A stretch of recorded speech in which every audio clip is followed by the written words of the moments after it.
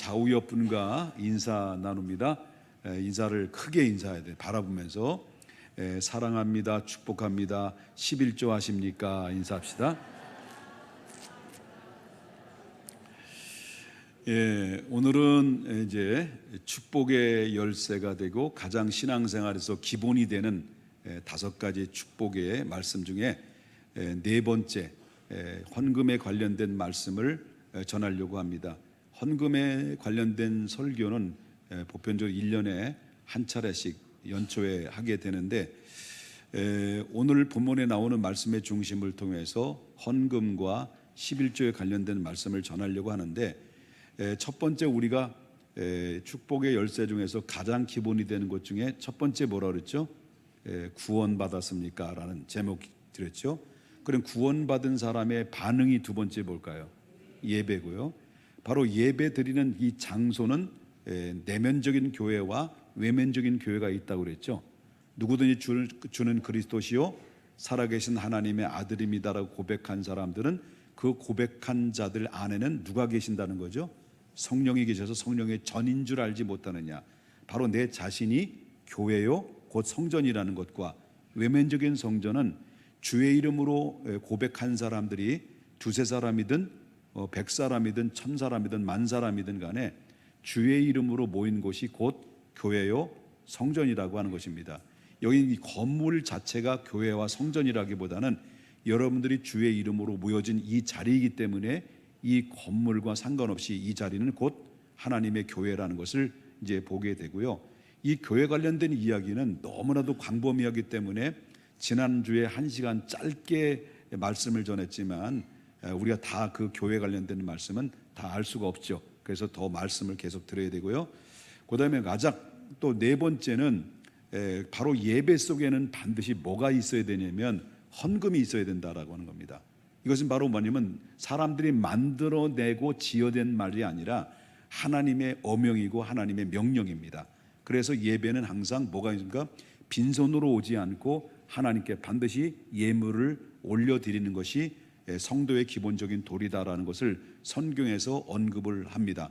오늘은 특별히 11조에 관련된 말씀을 드리는데 11조는 단순한 헌금이 아니라 바로 하나님을 주인으로 인정하는 신앙 고백이고 그 다음에 그분께 대한 감사의 표현이 우리가 드려지는 11조의 모습이다라고 하는 것을 보게 된다라고 하는 거죠.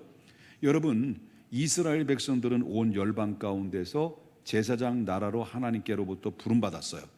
그래서 모든 나라 중에서는 하나님께서 특별히 이스라엘을 먼저 제사장 나라로 부른 이유는 이스라엘을 통해서 하나님께서는 모든 민족들을 구원하고자 하는 하나님의 계획 속에서 첫 번째 선두주자로 이스라엘 나라를 택한 겁니다. 그래서 그들에게 받은 이 특권이라고 하는 것은 어마어마하게 많다라고 하는 거죠. 그럼에도 불구하고 이스라엘 민족들은 바로 뭐냐면 이렇게 특권 부여받았고 하나님께로부터 제사장 나라로서 부름받았지만 그 역사 속에 보면 이스라엘은 쫄딱 망한 적이 꽤 있었다라고 하는 겁니다. 우리나라도 바로 나라가 망해서 일제 36년 동안 나라가 없이 생활했던 기억들을 우리가 기억하게 될 것입니다. 그래서 이스라엘 백성들은 그 역사 속에 수없는 망했던 그런 기억들이 많이 성경에서 밝혀주고 있는데 그렇다면 이스라엘 백성들이 망한 이유가 뭐냐? 그 이유는 성경에서 오늘 9절의 하반절을 보게 되면 너희가 뭘 받았기 때문이냐면 저주를 받았기 때문에 그렇다는 겁니다. 누구에게 저주를 받았느냐 할 때 하나님께서 그들의 택한 백성들이 하나님 앞에 온전하게 살아가지 못하니까 하나님이 그들에게 저주를 내렸다는 것을 보게 된다는 거죠. 그러면 하나님의 백성일지라도 하나님께서 그들에게 저주를 내린 이유는 두 가지였습니다. 오늘 성경의 본문에서만 그렇다는 겁니다. 두 가지 이유 중에 첫 번째는 바로 뭐냐면 7절 중반절을 보겠습니다.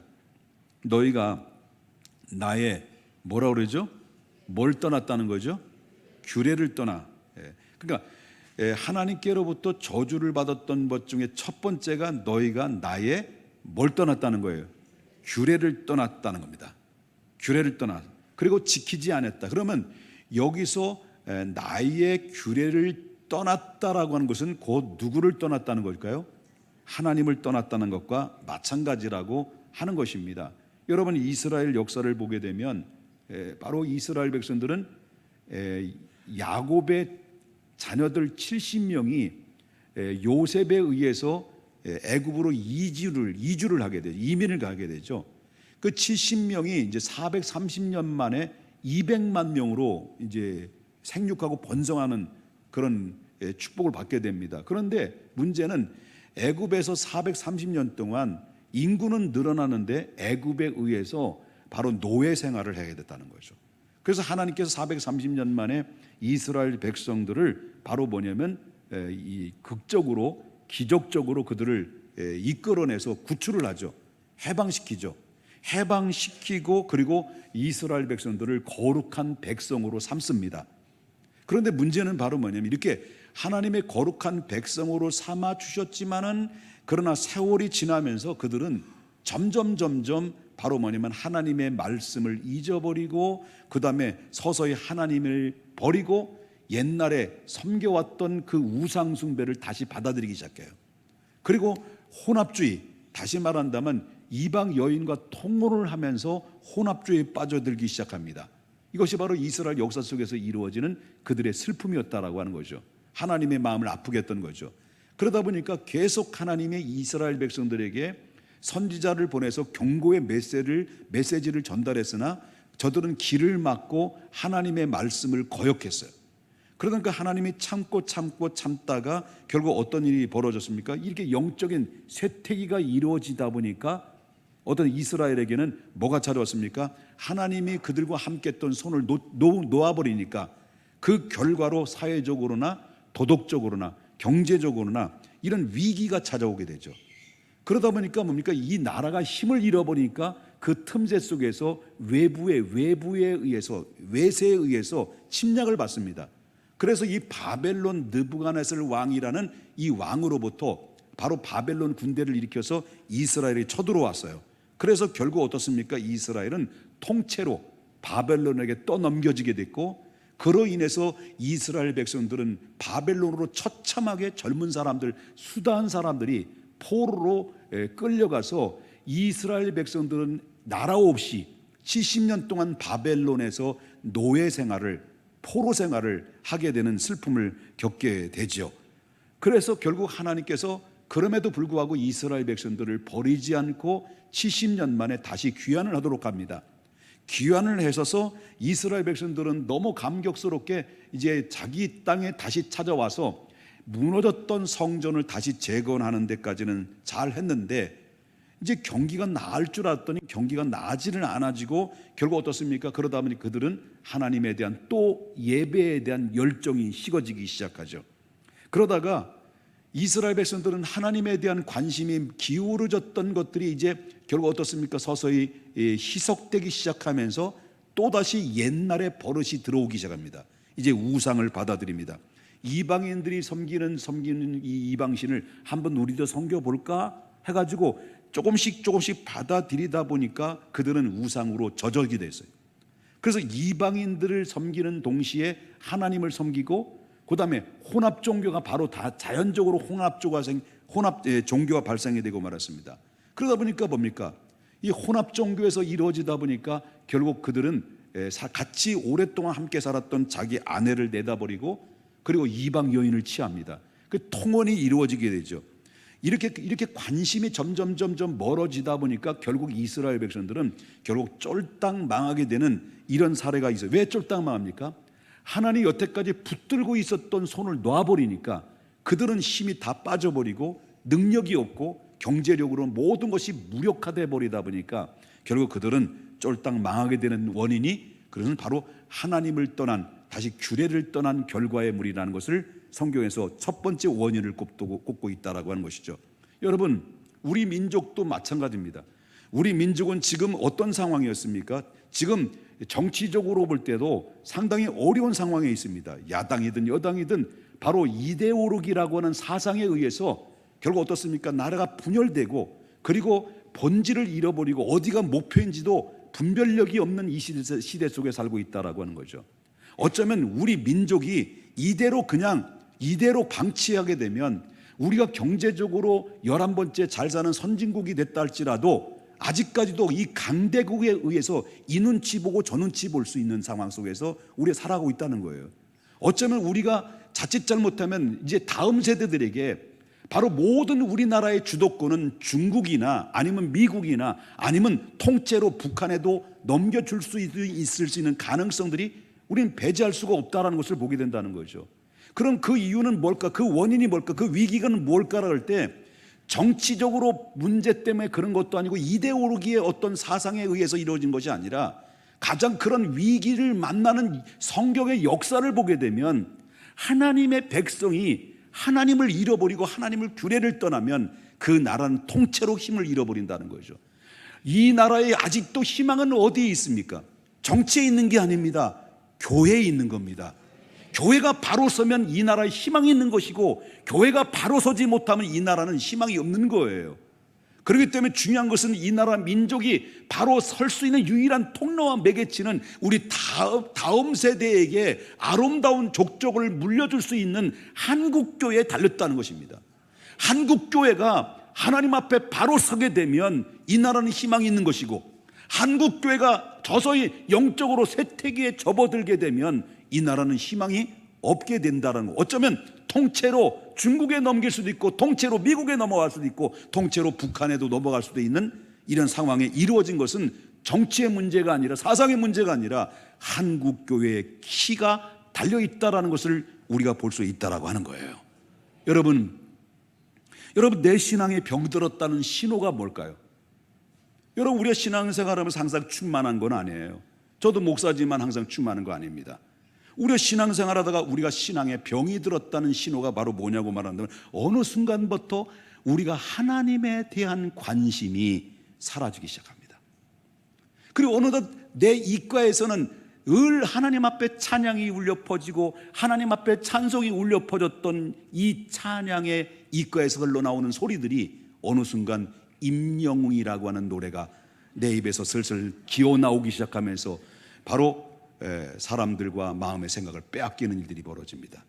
그리고 여태까지 계속 모이면 공동체 속에서 하나님의 받았던 은혜의 말씀을 나누고 받았던 은혜의 말씀을 통해서 서로 감격을 나누다가 어느 순간 병이 들기 시작하면 바로 세상의 소리에 대해서 민감하게 되고 바로 비판과 정죄함과 그리고 또한 여러분 없습니까? 어느 순간 예배가 드려지는 예배마저도 형식과 외식으로 드려져서 변모해버려요.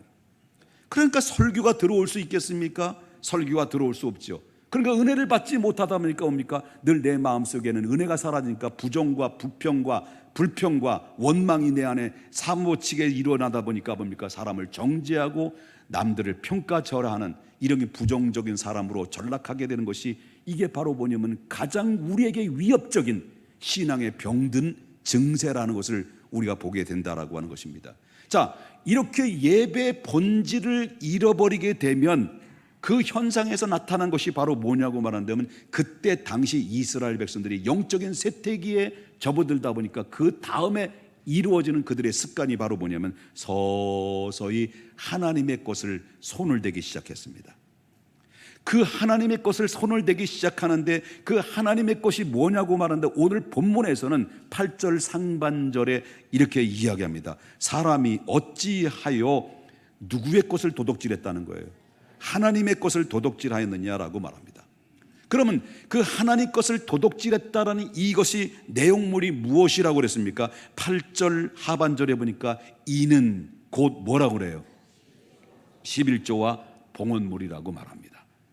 그럼 이 믿음에 충만했을 때는 그때 당시의 사람들이 믿음에 충만했을 때는 11조와 봉헌물을 기쁨으로 드렸습니다.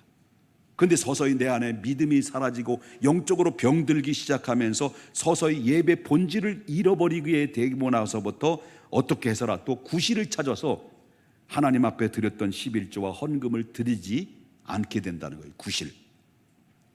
그래서 이스라엘 백성들이 바로 뭐냐면 망했던 이유는 오늘 본문에서만 두 가지를 이야기하는데 첫 번째는 하나님을 떠났기 때문에 그런 것이고 두 번째 그 하나님을 떠난 결과물 속에서는 하나님의 11조와 드렸던 11조와 봉헌물마저도 드리지 않고 하나님의 손에 하나님 것을 손을 대고 도둑질했다라고 말합니다. 그래서 이것을 도둑질이라는 11조를 드리지 아니하는 것을 도둑질이라고 말하는 이 표현들을 8절과 9절에서만 몇 번이나 얘기하면 4번이나 반복해요. 도둑이라는 것을. 도둑질. 옆에 분 인사 얼굴 좀 보십시다. 한번 째려 보십시다. 자, 그렇다면 오늘 본문에 보면 하나님께서 왜 도대체 11조 헌물 11조에 대해서 왜 그렇게 관심을 갖게 되셨는지 하는 거죠. 왜 그렇게 하나님 집착할 정도로 11조에서 관심을 가지고 있느냐라고 할 때 그 이유의 첫 번째는 여러분과 저가 드려지는 10의 1조는 하나님을 주인으로 인정하는 신앙의 고백의 행위이기 때문이었습니다. 이게 우리 11조 드리는 행위예요. 가장 기본적인 것입니다. 여러분 11조의 성경적인 그런 기원을 보게 되면 언제부터 하나님 앞에 11조를 드렸냐 할 때 물론 하나님의 명령이 되죠. 레위기서를 보게 되면 레위기서 27장 30절에 하나님께서 11조에 대해서 뭐라고 언급을 하셨느냐 할 때 보겠습니다. 자, 그리고 그 땅에 몇 분의 1이라고 했습니까? 10분의 1 곡식이나 나무의 열매는 여호와의 누구의 것이라는 거예요. 여호와의 것이니 이것은 곧 뭐라고 그랬습니까? 여호와의 성물이라고 그랬습니다. 10분의 1은 거룩한 성물이기 때문에 하나님의 성물이기 때문에 10분의 1은 함부로 손을 대서는 안 된다는 말씀을 바로 레위기서는 하나님의 말씀을 통해서 전해주고 있다라고 하는 것입니다. 여러분 그렇다면 자 성경적으로 언제부터 바로 뭐냐면 10의 1조를 드리기 시작했느냐 할 때 여러분 알다시피 하나님께서 아브라함을 불렀잖아요. 아브라함을 믿음의 조상으로 불렀잖아요. 그래서 하나님의 복을 받았다가 결국 어떻습니까? 이 가나안 5개의 족속들에 의해서 기습 공격을 해서 모든 것을 빼앗겨 버렸습니다.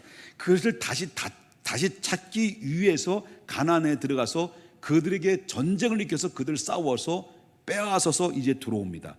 그 모든 빼앗겼던 것들까지 다 그들 전리품을 다 가지고 이제 본 고향으로 내려오다가 누구를 만나게 되냐면 하나님의 거룩한 제사장인 멜기세덱이라고 하는 사람을 만납니다. 멜기세덱을 만나가지고 그로부터 하나님의 축복을 받죠. 하나님의 축복을 받는데 뭐라고 축복을 하냐면 보십시다. 창세기 14장 20절 보겠습니다. 뭐라고 그러죠? 너의 대적을 내 손에 붙이신 지극히 높으신 하나님을 찬송할지어로다 하매 축복하매 그 축복을 받았던 이 아브라함이 그가 얻었던 전리품에서 얻었던 몇 분의 1입니까? 10분의 1을 누구에게 줬다는 거죠? 멜기세덱 하나님의 거룩한 대제사장인 멜기세덱에게 주었습니다. 그때부터 11조를 하나님 앞에 드리기 시작할 때 그 이후부터 11조는 바로 뭐냐면 아브라함은 이삭을 낳고 이삭은 누굴 낳았어요? 야곱을 낳죠. 야곱의 시대에 들어와서 야곱의 시대에 들어서 야곱이 광야로 이제 돌아가면서 외삼촌 라반의 집에 가다가 베델에서 돌베개를 하고 잠을 잘 때 하나님께서 그에게 나타났었죠. 그리고 그에게 약속의 말씀을 하십니다. 축복의 선언을 합니다. 그 말씀을 듣고 난 다음에 그가 잠에 깨어서 자신의 모든 소요가 내 능력에 달린 것이 아니라 하나님의 손에 달렸다는 사실을 그가 깨닫자마자 일어나가지고 그 행동을 취했던 행동이 뭘까요? 그것이 창세기 28장 22절입니다. 보겠습니다. 내가 기둥으로 세운 이 돌이 하나님의 집이 될 것이요. 그 다음에 뭐라고 서원합니까? 하나님께서 내게 주신 모든 것에 10의 1조를 어떻게 된다는 거죠? 반드시 하나님께 드리겠나이다라고 그가 소원을 하죠. 그리고 그 이후로부터 하나님의 10의 1조를 드렸겠지요. 그리고 나서 긴 역사 속에 내려와서 11조를 계속 드려오다가 여러분 모세 시대에 율법, 모세가 율법에 의해서 모든 백성은 소득의 10의 1조를 의무적으로 드릴 것을 제도화시켜 버렸어요. 이건 하나님 명령에 따라서 이루어진 거죠. 그 이후로부터는 모든 백성들은, 하나님 백성들은 10의 1조는 의무적으로 드려라, 이게 율법으로 제정하신 것이다라고 하는 것입니다. 자, 그러면서 이렇게 드려왔다, 구약에는 이렇게 드려왔다는 거죠. 그렇다면 우리가 이렇게 생각하잖아요. 아니, 구약은 율법을 완성했으니까 예수님을 통해서 이제 더 이상 10의 1조는 드릴 필요가 없지 않느냐라는 이 의견을 제시할 수가 있겠죠. 그런데 예수님은 11조에 대해서 어떻게 언급하셨느냐. 신약시대에 와서 예수님께서는 11조에 대해서 뭐라고 말씀하셨냐면, 좀 보겠습니다. 마태복음 23장 23절을 보겠습니다. 얼굴이 많이 좀 굳어 있는 것 같은데 얼굴 좀 푸세요. 자, 23장 23절 다 같이 한번 읽어보겠습니다. 시작. 화 있을진저 외식하는 서기관들과 바리새인들이여, 너희가 박하와 희양과 근처의 11조는 드리되 율법에 더 중한 바 정의와 긍휼과 믿음은 버렸도다. 그러나 이것도 행하고 저것도 버리지 말아야 할지니라. 자, 이 말씀은 그때 당시 서기관들과 바리새인들에게 아주 외식으로 예배를 드리는 그들을 향해서 신랄하게 비판하고 바로 이제 책망한 내용입니다. 근데 그들이 이 그때 당시의 서기관들과, 신약 시대죠, 서기관들과 바리새인들도 그들은 하나님의 율법주의자들이기 때문에 그들의 모세 율법에 따라서 철저하게 그들은 10의 1조를 드렸다는 거예요. 그런데 예수님께서 그 10의 1조를 드릴 때 그 10의 1조가 바로 뭐냐면 박하와 희양과 근처의 11조를 드렸다는 거예요. 그런데 그들에게 11조를 드리긴 드렸는데 그들에게 문제는 바로 뭐냐면, 예수님께서 지적하는 것이 바로 뭐냐면, 그들은 하나님께 드리긴 드렸는데 바로 뭐냐면 그들 마음속에는 바로 뭐냐면 정말 정의와 그다음에 뭐라고 그래요? 긍휼과 뭘 버렸다는 거예요? 믿음이 빠진 상태 속에 들었다는 거예요. 예수님 그걸 지적하고 있는 거예요. 그러나 예수님께서 책망하시면서 내린 결론이 바로 뭐냐면 23장 23절 다시 보겠습니다. 이것도 행하고 뭐라고 그래요? 저것도 버리지 말라라고. 한마디 이 말씀 표현하는 것은 뭡니까? 11조는 철저하게 드리라는 거예요. 철저하게 드리되 어떻게 드리라는 거예요? 정의와 그다음에 긍휼과 믿음으로 드리라는 거죠. 근데 이들은 드리긴 드렸는데 뭘 빠져드렸다는 거예요?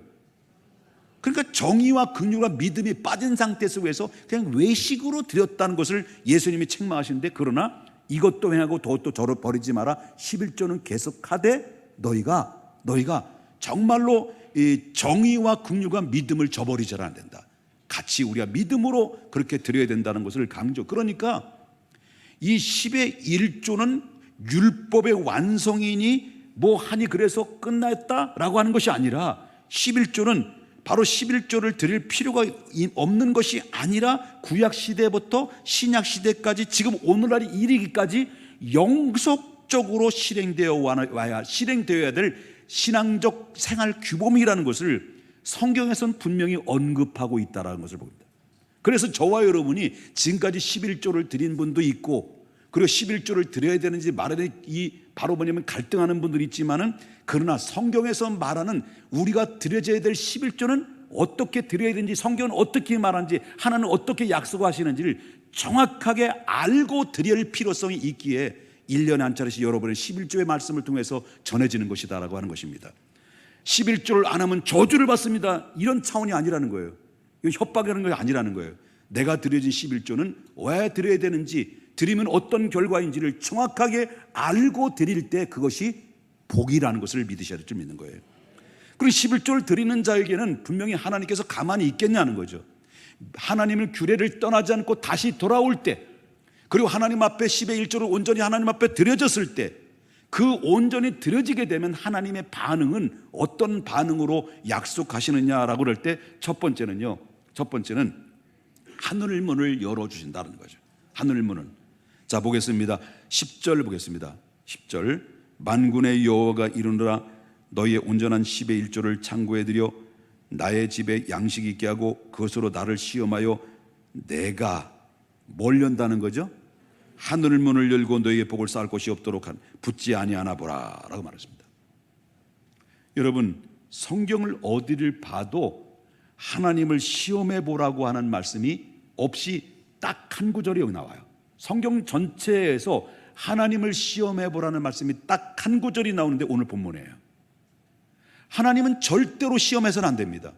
하나님 누군가에서 시험을 받을 뿐도 아닙니다. 하나님을 시험한다는 것은 바로 그것은 바로 하나님에 대한 불신이 전제로 깔고 있는 것입니다. 그래서 이스라엘 백성들이 40년 동안 살면서 그들이 왜 망했습니까? 하나님을 시험했기 때문이에요. 망했다는 거예요. 그래서 하나님은 시험하지 말라고 그럽니다. 그런데 오늘 본문에는 딱 한 번 나옵니다. 하나님 시험해봐라. 왜 그렇게 말씀하셨을까요? 그 이유는 뭐랄까요? 바로 10절 중반절 보면 다시 보겠습니다. 나를 시험하여 하늘문을 열고 너에게 복을 쌓을 것이 없도록 붙지 아니하나 보라 라고 말했습니다. 이 말씀 왜 하셨을까요? 왜 이렇게 하나님 나를 시험해봐라. 내가 하늘문을 열고 내가 너를 복을 쌓도록 허락하지 않냐 봐라라고 할 만큼 왜 하나님께 이런 말씀을 시험하라고 할 정도까지 말씀하셨을까요? 오죽했으면 하나님께서 나를 시험해보라고 하셨겠냐라고 하는 겁니다. 그러므로 저와 여러분이 아무리 경제의 위기가 온다 할지라도 금융의 위기가 바로 금융의 어떤 위기가 오고 경제적 대공황이 찾아온다 할지라도 하나님께서 하늘문을 열면 축복을 막을 수가 없다라는 거죠. 하나님께서 하늘문을 닫으면 아무리 축복을 받고 싶어도 받을 수가 없는 겁니다. 왜? 축복의 절대권자는, 축복의 통로와 매개체는, 모든 고난은 전능하신 천지를 지으신 살아계신 하나님에 의해서 결정된다는 것을 믿으셔야 될 줄 믿는 겁니다. 자, 그리고 또한 하나님께서 하늘문을 열어주신다라고 말씀하시면서 두 번째는 바로 뭐냐면 우리가 너에게 재앙을 막아주겠다라는 말씀합니다. 그때 당시 농경사회이기 때문에 이스라엘 백성들에게는 바로 이 재앙 중에서 가장 두려운 재앙은 바로 메뚜기 재앙이에요. 메뚜기 재앙. 자, 우리가 어린 시절에 메뚜기 메뚜기 그럼 먹어봤어? 여러분들 어려서 못 먹어봤잖아. 그럼 나이가 먹었나? 여러분, 우리 어린 시절에 메뚜기 다 드셔봤죠? 이 70년대 이상, 그죠? 자, 우리나라에서 메뚜기는요 요만해. 이런 거 잡아먹었단 말이에요. 근데 중동은 아니에요. 이만해. 아니 이만해. 너무 컸다. 좀 더 되니까 이 정도 절반 이렇게 가네. 그러니까 어마무시해요.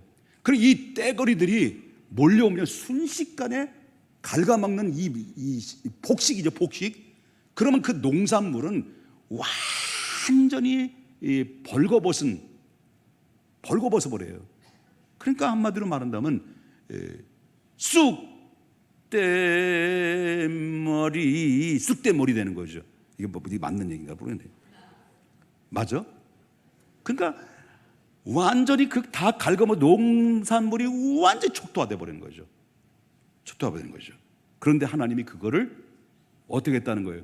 온전한 10의 1조를 드리면 내가 하늘 문을 열고 모든 메뚜기로부터, 자 보겠습니다. 11절 보겠습니다. 만군의 여호와가 이르노라 내가 너희를 위하여 뭐를? 메뚜기를 금하여 너희 토지의 소산을 먹어 없애지 못하게 하시는데 누가 하신다는 거죠? 하나님이. 인간의 노력으로는 불가능한 거죠. 여러분이 11조를 안 드려도 어쩌면 메뚜기에게 11조를 넘겨줄 수도 있는 거죠. 그렇지 않습니까? 어쩔 수 없이 우리는 다 나가게 돼 있어요. 메뚜기한테 넘겨줄 수도 있고, 메뚜기한테 넘겨줄 수도 있고, 넘겨줄 수 있다는 거예요. 하나님은 그렇다면 그런 줄 믿으셔야 돼요. 단지 우리가 막아주신다는 것은 물질적인만 의미하는 것은 아닙니다. 하나님께서 우리의 모든 삶의 전반적인 실제적인 도움으로 하나님께서 우리를 보호해 주시고 인도해 주신다는, 하나님의 백성이 하나님의 백성답게 살고 하나님의 것을 분명히 구별하여서 온전하게 드리게 될 때는 나도 너희에게 보장하겠다, 시험해봐라, 하늘 문을 열게 될 것이고 내가 모든 재앙으로부터 너를 막아줄 것이다. 누가? 내가 라는 것입니다. 이것이 하나님의 음성이고 하나님의 약속이라고 하는 것을 믿으셔야 될 줄 믿는 거예요. 그 다음에 세 번째, 여기서 끝나는 게 아닙니다. 세 번째는 우리를 간증의 주인공과 선한 영향력 있는 사람으로 나를 우뚝 세워준다라고 말합니다. 12절을 보겠습니다. 12절 뭐라고 그래요? 12절, 너희 땅이 아름다워짐으로 모든 이방인들이 너희를 뭐라니까요? 복되다, 복되다. 어쩌면 너희가 이렇게 복을 받았니?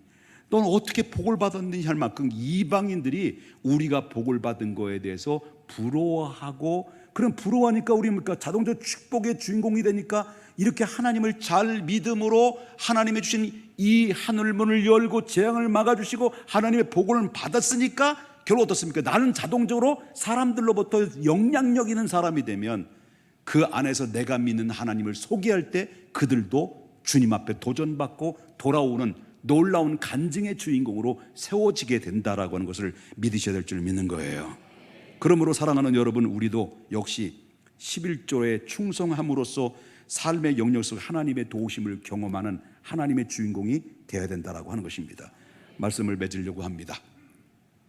11조는 우리의 믿음에 긴장감을 불러일으키는 주제입니다. 분명히 여러분 설교를 들었을 때 가장 물질적인 이 설교의 내용을 들을 때 우리가 삶의 영역 속에서는 가장 민감하고 예민한 상황을 여러분들에게 도전을 주고 있고, 여러분 마음속에 돌을 던지듯이 돌을 던지는 마음이 내 복음으로 여러분 복음을 마음에 던집니다.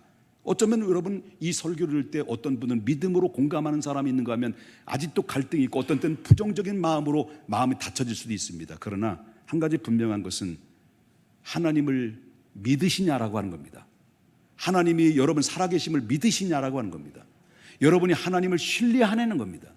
주는 그리스도에서 살아계신 하나님의 아들인 것을 믿으시냐라고 하는 것입니다. 하나님을 내가 얼마만큼 신뢰하느냐라고 하는 겁니다. 하나님을 신뢰하면 절대로 하나님께서 내 모든 것을 드려도 전혀 아까워할 수가 없고, 내가 하나님 앞에 드리면 드릴수록 하나님의 기쁨이 차고 넘치게 되는 겁니다. 왜? 하나님을 신뢰하기 때문에. 그러나 반대로 하나님을 신뢰하지 않으면 이 물질과 10의 1조와 하나님의 신뢰하고는 깊은 연관이 있다는 거예요. 내가 하나님을 신뢰하지 않으면 절대로 하나님 앞에 드릴 수가 없는 거예요. 왜? 아까운 거예요. 왜? 내 삶의 전부에서 빠져나가는 거예요. 계산적으로 빠져나가는 거예요. 그렇기 때문에 빠져나가기 때문에 우리가 하나님 앞에 이 아까운 것을 가지고 하나님 앞에 드리는 것에 있어서 주저할 수밖에 없는 거죠. 그러나 저와 여러분이 하나님의 전능하신 하나님, 생사화복을 주장하신 하나님, 하나님 모든 축복의 권한 하나님이 있고 나의 삶의 주인은 여호와 하나님이라는 것을 신앙의 고백으로 분명히 삼는 사람들은 10의 1조는 아까운 게 아니에요. 기쁜 거예요. 그래서 기쁨으로 드릴 수 있는 것이 바로 그 믿음의 행위다라고 하는 것인데, 여러분 이스라엘 백성들은 이렇게 하나님 앞에 돌아왔을 때, 그리고 온전한 10의 1조를 들었을 때는 하나님께서 어떤 반응을 일으키셨습니까? 하늘문을 다시 열어줬습니다. 그리고 그게 복에 쌓을 것을 없도록, 쌓을 것이 없을도록 하나님께서 채워주셨습니다. 그리고 메뚜기 재앙으로 또 막아주셨습니다. 재앙은 인간의 힘으로 안 됩니다. 인간의 방법으로 안 됩니다. 어찌 여러분 대지진을, 어찌 화산을 인간의 힘으로 막을 수 있겠냐는 거죠. 그러나 하나님의 전능하신 하나님은 인간의 불가능한 것을 가능케 하시는 하나님이 막아주면 막아주는 것이고 열리면 열리는 것입니다. 왜? 하나님은 전능하신 하나님이기 때문에. 그러므로 이방인들의 선한 영향을 미치는 복된 민족이 되게 된다. 오늘날 우리도 불확실한 경제 상황 속에 여러 가지 어려움을 겪고 있지만 여전히 하나님은 살아계신 전능하신 하나님이시다는 사실을 믿으셔야 될 줄 믿습니다. 그러므로 11조는 율법적 의무를 넘어서 하나님께 대한 충성된 신앙의 고백이자 감사의 표현이라는 것을 절대 잊어서는 안 된다라고 하는 것입니다. 결과를 받지만 물어보겠습니다. 여러분 11조를 계속 드려왔잖아요. 저도 11조를 드려왔고요. 그리고 10의 1조뿐만 드렸습니까? 감사 예물도 드리고 선교 예물도 드리고, 여러분 수입의 10의 1조를 드리고 그뿐만 아니라 여러분 또 뭐도 드립니까? 봉헌물도 드리잖아요. 선교 예물도 기가 막히게 많이 드리잖아요. 또 감사헌금을 여러분 감사헌금도 여러분을 얼마나 감사하게 10년 전에 드렸던 1,000원을 지금까지 여러분 감사하게 해서 드리잖아요. 그렇잖아요? 예? 여러분 하나님 앞에 드리는데, 자 10의 1조 수예배 10의 1조 10분의 1을 나가, 또 감사헌금 뭐 건축헌금 가족 선교금 또 12 나가, 그 다음에 또 목사님이 가끔마다 막 설교할 때 감동을 받으면 또 목사님한테 또 설교받아 은혜 받아가지고 또 뭐냐면 선교헌금 해가지고 교회를 또 지어라고 해서 건축헌금 또 해. 그 남는 건 7이나 아니면 6 남아. 그러면 4 빠져나가고 3이나 4 빠져나가면 마이너스예요. 내 삶의 영역 속에서 재정에서 마이너스예요. 많이 마이너스예요. 예? 대답 좀 해봐. 10의 1조를 나가, 10의 1조만 얘기해. 1조가 10의 1이 나가면 여러분 재정에 마이너스예요. 마이너스예요. 거기다 또 감사헌금, 또 뭐 선교헌금, 뭐 가지가지 헌금, 목적헌금 들으면 많이 나였어요. 많이 나 있어요. 그지? 많이 나. 그러면 여러분 많이 이만희가 왜 나와? 여러분 마이너스단 말이에요. 그러면 여러분 이렇게 하나님 앞에 지금까지 10의 1조를 드리고 목적금 드리면서 여러분 하나님 앞에 11조 드려가지고 40평 아파트에서 한 달에 50만 원 월세로 떨어진 사람은 손 들어보세요. 쫄딱 망한 사람 손 들어보세요. 예? 아니 원리를 보면 그것도 어떻게 살아? 망할 수밖에 없는 거잖아요. 아니 애들 공부 가르쳐야 되고, 남편 용돈 줘야 되고, 나도 가서 여자 친구 동창들 만나가지고 한우 갈비 먹어야 되고, 그럼 나가는 거 다 언제 벌어? 그런데 놀라운 사실은 여러분 지금도 여전히 눈을 부릅뜨고 예배드리고 여전히 존재하고, 그리고 여러분 하나님 앞에 점점 제가 알기로는 여러분은 점점 세상이 어려워지고 경제가 어려운데도 불구하고 여러분의 가정은 지금 부흥이 일어나고 있어요. 아멘 한 사람들만 그래. 그렇잖아요? 여러분 우리가 망하는 게 정상의 인간적 계산으로 볼 때는. 그러나 지금 계속해서 제가 1년에 한 번씩 결산을 내면서 여러분의 가정을 분석해 보면 계속 복을 받는다는 거예요. 계속 경제적인 복을 받으니까, 여러분 복을 받으니까 11조를 하게 되고 11조가 늘어나니까 우리 교회 재정도 늘어나게 되는 거예요. 늘어나니까 또 하나님 앞에 주의 일을 또 멋지게 하는 거예요. 그래서 여러분 교회가 복이 되고 가정이 복이 되고 여러분이 복이 되는 것은 바로 뭐냐면, 물질의 중요한 것이 포인트가 아니라 내가 나의 삶의 전부가, 나의 주인은 내가 아니라 하나님이라는 것을 신앙 고백의 표현이, 기쁨으로 자원하는 마음으로 10의 1조를 드리고 감사 예물을 드릴 때 하나님께서는 그것을 인정하고 싶어 하는 겁니다. 그리고 그것을 인정하는 것입니다. 그래서 하나님께서 채워주시는 거예요. 그래서 여러분 하나님 앞에 11조를 드려서 망했다고 생각하시는 분 저한테 오십시오. 제가 LG 덕동 107동 903호를 팔아서라도 내가 전부 다 보상을 안 해주겠습니다. 여러분 저는 11조를 안 하면 저주를 받습니다. 11조를 안 하면 여러분 잘된 꼴을 못 받습니다. 이 말을 전하는 게 아니에요. 하나님이 원하시고 하나님이 성경은 이렇게 이야기하시는데, 이 성경의 원리와 본질적인 말씀대로 저와 여러분이 믿음으로 공감이 되고 동의가 되면 한번 실천을 해서 여러분, 그것이 나가는 것인데 들어오는 하나님의 축복은, 하늘문을 여는 것은 어쩌면 그것이 30배도 될 수 있는 것이고, 어쩌면 60배도 될 수 있는 것이고, 어쩌면 100배도 될 수 있고 10,000배도 될 수 있다는 것을 여러분 믿으셔야 된다는 거예요. 나가는 게 아닙니다. 들어오는 겁니다. 그래서 빠져나가는 것이 아니라 다시 쌓을 곳이 없도록 채워주시는 것이 이 성경의 원리라고 한다면, 하나님이 그렇게 말씀하시면 그렇게 믿으시라는 거예요. 그리하면 2025년도 여러분 12월 달에 여러분의 가계부에 결산을 내보시면 하나님이 어떻게 우리에게 부어주시는지를 하나님께서 여러분들의 산 증인으로서 간증의 드라마를 써 나가는 위대한 주인공들 다 되시기를 주님의 이름으로 축원합니다.